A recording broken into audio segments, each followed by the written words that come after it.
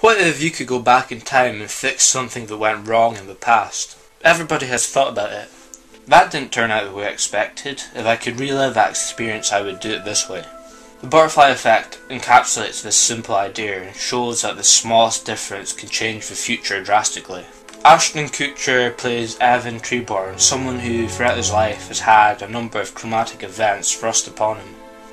He was abused as a child, his father is in an insane asylum, and he had many blackouts, usually when prone to high levels of stress. A doctor tells him to start writing a journal to track his progress. As he gets older, these blackouts become less and less frequent until they stop completely. One day he reads one of his old journals and is suddenly brought right back to that time, place and age. It plays out that scene for a little bit and then suddenly he is transported back to the present with a headache and a nosebleed. This is a much different present than we had seen previously, and Evan is overwhelmed by this change.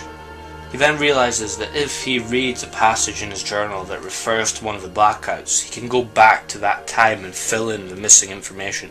He then decides to go back and change some more with an aim to try and make his own life better, but in doing so shatters some of his friends' lives. He always has good intentions, but whatever small adjustment he does make causes a chain reaction which makes things far worse.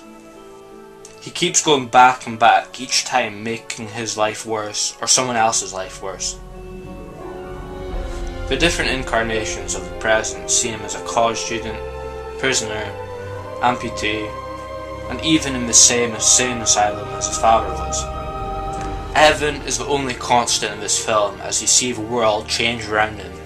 It is great to see how each of his friends change, and sometimes they can be bitter about something that happened, and sometimes they can be the most positive people.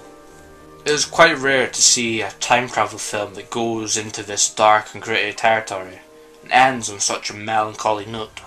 The main message of this film is the past was what it was, and sometimes it is not worth changing anything. So the good points of this film are, it has an interesting and unique premise, with some pretty good special effects.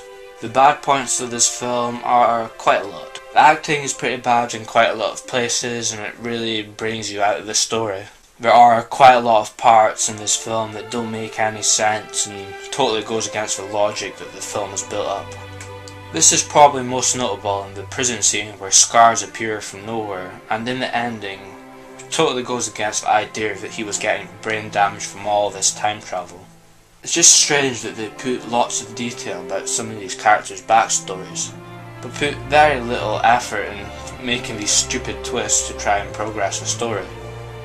It's these sorts of points that makes me think that this film could have been a whole lot better if someone more capable was behind it.